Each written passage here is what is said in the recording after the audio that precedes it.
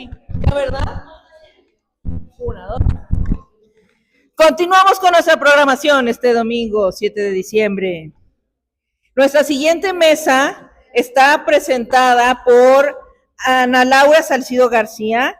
Ella nos va a presentar el tema Mundos distópicos y apocalípticos en la ciencia ficción mexicana. Ella es licenciada en Letras Hispánicas por la Universidad de Guadalajara. Ha participado en coloquios y congresos de lingüística y literatura hispánica. Sobre esta última ha publicado varios artículos en revistas como Argos y Sincronía de la Universidad de Guadalajara. Viene desde Guadalajara a Sisigias, así es que es muy importante. ¡Bravo, bravo! Es egresada de la Maestría en Estudios de Literatura Mexicana de la Universidad de Guadalajara y actualmente está por concluir su tesis sobre ciencia ficción mexicana. Así, aplauso. Permíteme.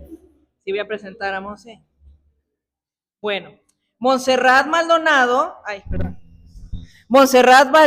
ella estudió psicología, terminó en el 2013 y lleva trabajando en recursos humanos desde el 2012. Y yo lo que quiero comentar es que Monse Maldonado siempre viene a Sisigias, compra boletos de la rifa, pines, todo, participa. Entonces, pues quiero también que le den un gran aplauso porque es una Sisigia mayor. Y ella nos va a hablar del libro La Patrulla del Tiempo de Paul Anderson, que ella es fanática. Bueno, pues les doy la palabra. Empieza primero Ana, sesión de 20 minutos, sesión de preguntas y luego va Montserrat. Muchas gracias. Muchas gracias, Mariana. ¿Sí me escuchan? Hola. Es para la grabación.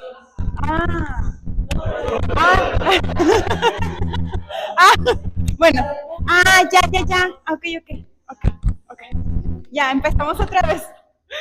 Bueno, muchas gracias por la presentación, Mariana, y también muchas gracias a todas las personas, a José Luis, a Miguel Ángel, que me han recibido con mucha amabilidad en esta ciudad. Bueno, yo les voy a hablar, como ya les contó Mariana, sobre mundos distópicos y apocalípticos en la ciencia ficción mexicana.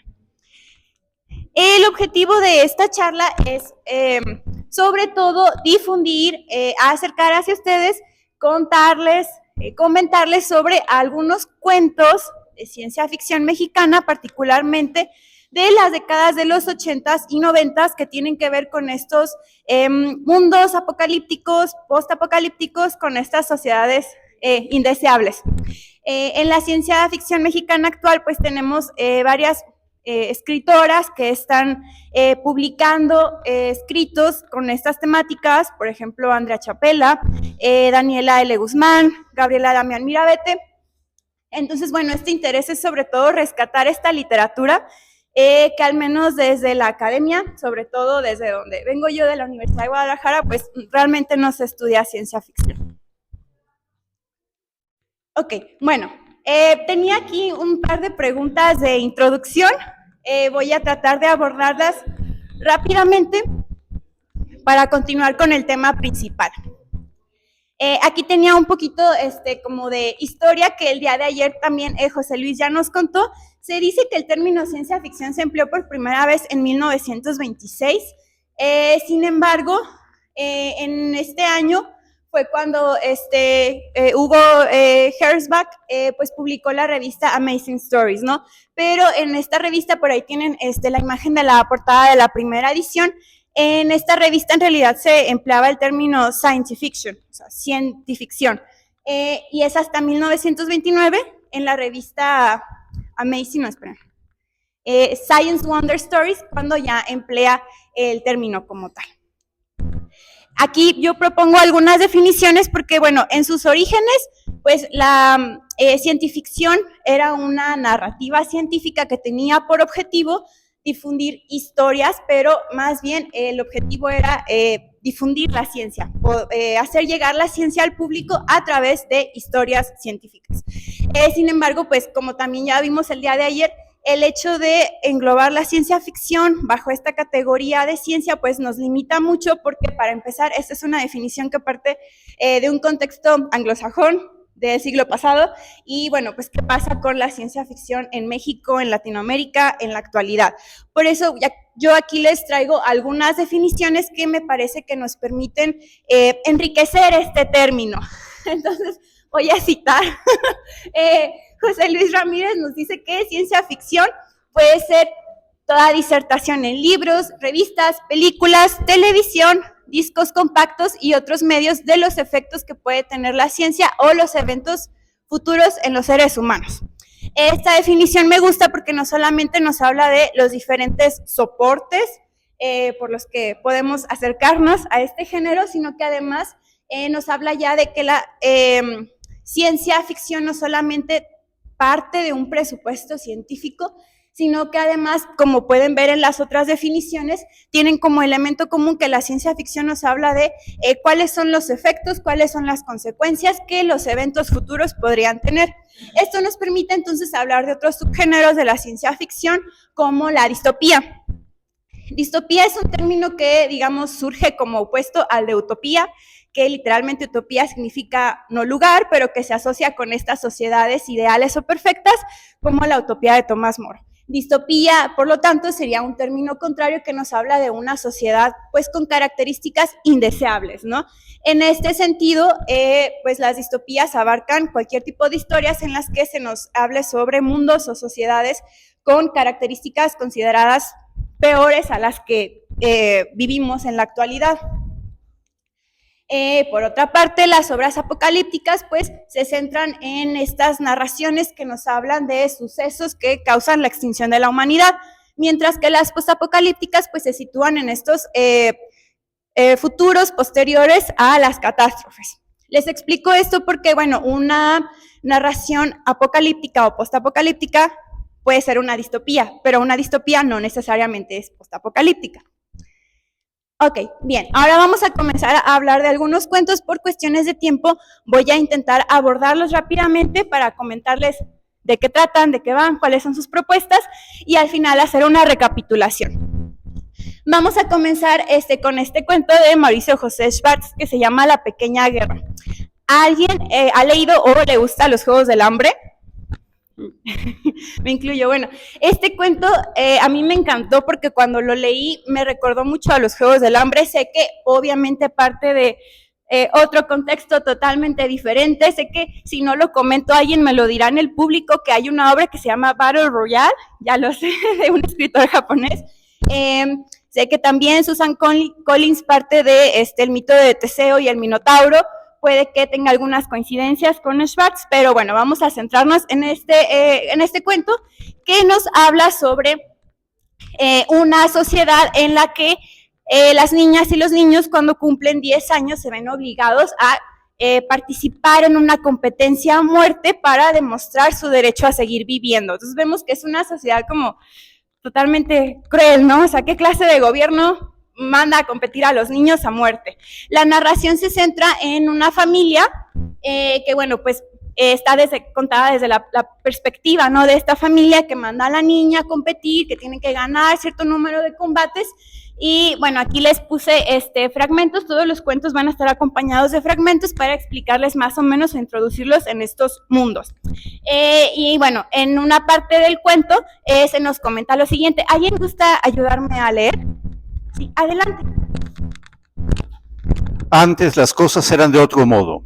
Si los incapaces, los imbéciles, los débiles y los indisciplinados eran eliminados, era luego de un proceso de muchos años, en los cuales se desperdiciaba la educación que les proporcionaba el Estado, los alimentos, el aire mismo. Los juegos nacieron para acelerar este proceso. Ya éramos demasiados en el planeta y era necesario depurar la especie. En realidad, los juegos solo han existido desde hace 20 años.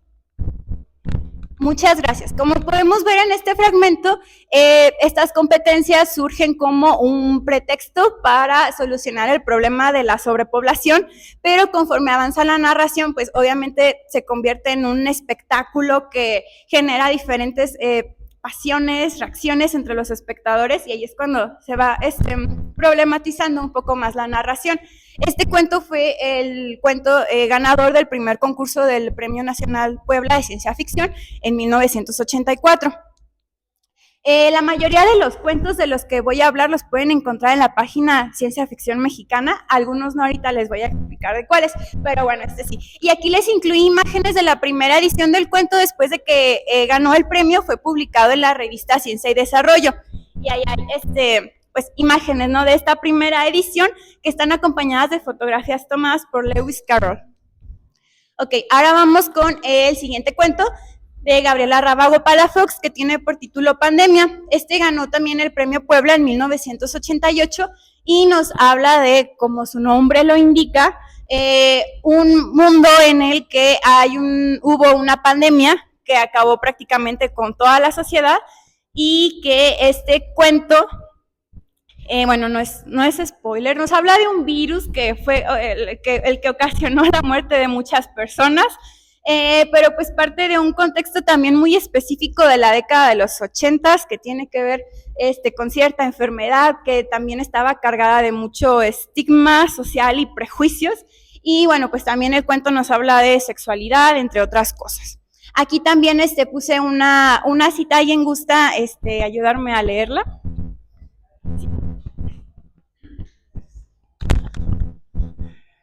Elisa siguió avanzando por la calle sin gente. Ahora, la mayoría de las veces iba de un lado a otro caminando. El transporte público también había disminuido y era difícil conseguir gasolina. De modo que para que las distancias cortas o regulares, el auto se había convertido en un artículo del pasado.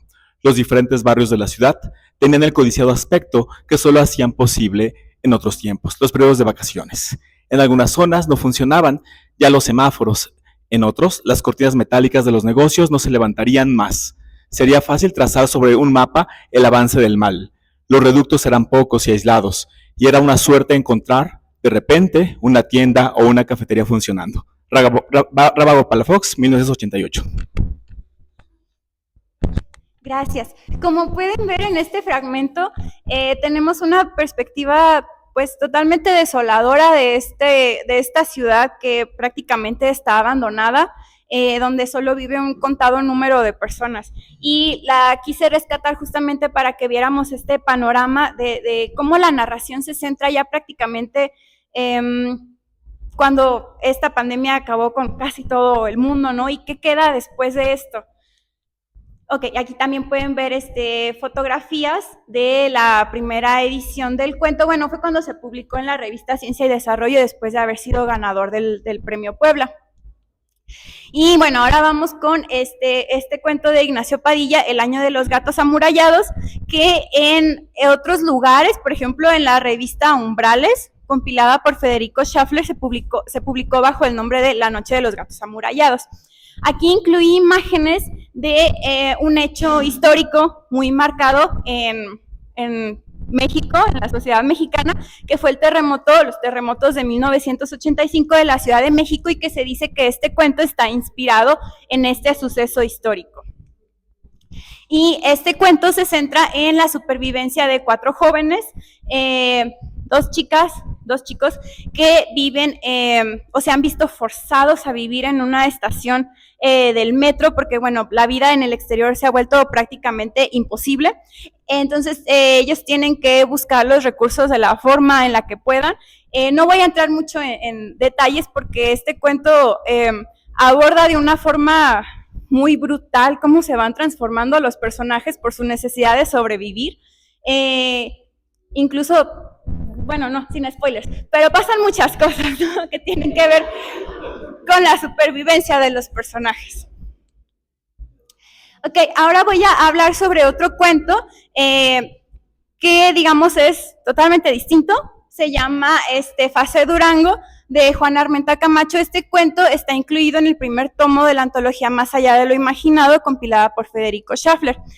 Este cuento lo incluí en esta exposición porque es muy diferente a los anteriores, también porque el título lleva el nombre de la ciudad donde yo nací, que es Durango, y pues claro que quería buscar la forma de incluirlo.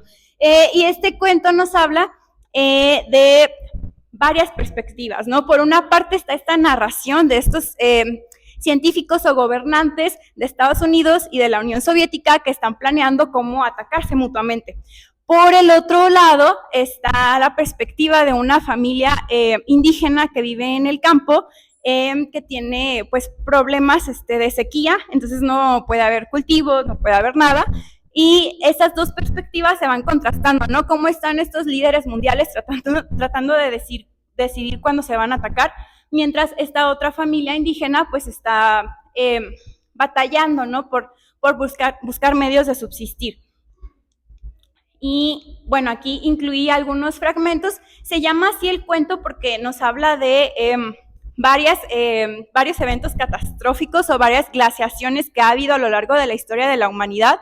Y entonces se dice que hay muchísimos cambios de temperatura en el planeta y mientras en algunos lugares todo se empieza a congelar, en otros empieza a llover, ¿no? Entonces se llama fase Durango porque, bueno, pues se dice que toda esta nevada llegó hasta esta parte del norte del país y, bueno, pues todo lo demás deja de existir. Y este cuento también nos va a permitir problematizar un poquito sobre qué encontramos en la ciencia ficción mexicana. Más adelante les voy a decir por qué.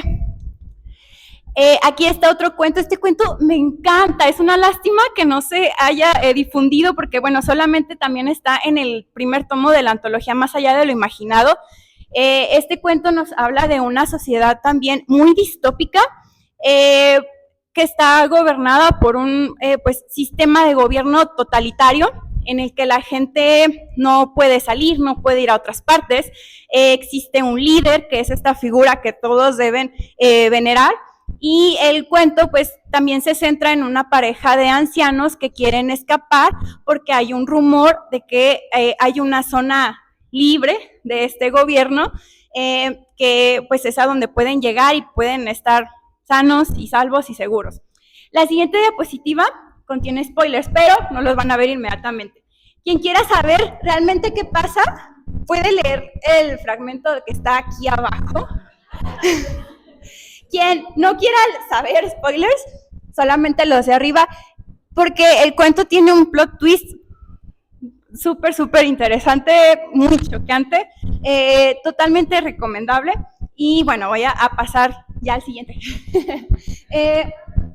Y ya casi para finalizar, bueno, esta presentación de los cuentos, les voy a hablar de El que llegó hasta el Metro Pino Suárez, de Arturo César Rojas. Hablando de otro cuento también situado en un espacio urbano, que es el Metro de la Ciudad de México. Este cuento recibió mención honorífica en del Premio Puebla en 1986. Y este cuento nos habla de un joven músico que quiere ir a rescatar a su novia que fue secuestrada por una pandilla que vive en una de las estaciones del metro de la Ciudad de México.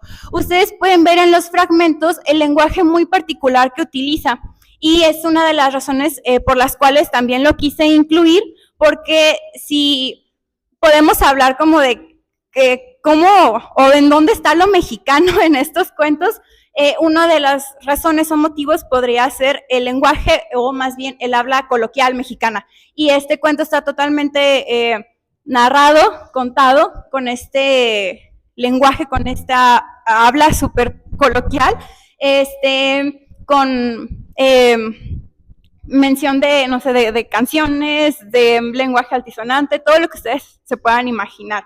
Este cuento me comentaba un divulgador de la ciencia cuando lo leyó, que le parecía que era una reinvención del mito de Orfeo y Eurídice, lo cual es totalmente cierto y perceptible en el cuento. El mito, pues no sé si alguien lo recuerda, si lo ha leído, nos habla ¿sí? ¿Nos puedes contar de qué trata? Su amada, bueno, ella muere y él viaja hasta el Hades para rogarle a lo que es este dios, Hades, por una oportunidad más de tener a su amada con él en el mundo de los vivos. Perséfone intercede por él, ya que él toca la lira de forma extraordinariamente hermosa y le permiten llevársela Pero la única condicionante es que hasta que no salgan por completo del Hades, hasta que no estén completamente en el mundo exterior, no debe voltear, debe de confiar en que ella siempre va a estar detrás de él, puesto que si él en algún momento por cualquier razón voltea, ella va a regresar y va a quedar para siempre atrapada dentro de este. Aquí, durante el relato pasan varias cosas como tipo trampillas y demás para que él voltee y básicamente logra sortearlas, pero cuando ya está al final, Sí, porque sí, escuchamos lo que pasa en el mito, eso pasa también en el cuento. Y bueno, en lugar de este músico Orfeo, bueno, pues en el cuento tenemos a este rock and rollero. Ya casi para finalizar, pues algunos comentarios que podemos encontrar en estos cuentos de estas décadas, que fue cuando el género comenzó a consolidarse por la publicación de varias revistas, de varias antologías. Podemos encontrar que en estos cuentos hay una gran variedad de temas, de estéticas, también de críticas de orden social y político. En estos cuentos también encontramos muchas formas de imaginar sociedades futuras, o sea, desde sociedades totalitarias, como les comentaba con el caso de Gabriel Trujillo Muñoz o de Schwartz, pues estas sociedades con gobiernos totalitarios, muy distópicos, o también mundos en los que, bueno, pues hay distintas catástrofes, como pueden ver, de terremotos, glaciaciones o pandemias, como son la causa del fin de la humanidad. Y por último también podemos ver distintas formas como de abordar el futuro desde lo mexicano, ya sea pues desde el contexto sociocultural muy particular mexicano, que lo diferencia muchísimo de otros contextos como la literatura anglosajona o de la literatura producida en aquellos países denominados de primer mundo. También podemos ver la presencia de ciertos espacios urbanos como el metro o rurales, como les comentaba, también con la utilización o el empleo del habla coloquial. Hasta aquí sería mi exposición. Muchísimas gracias. Si alguien tiene preguntas, puede levantar la mano.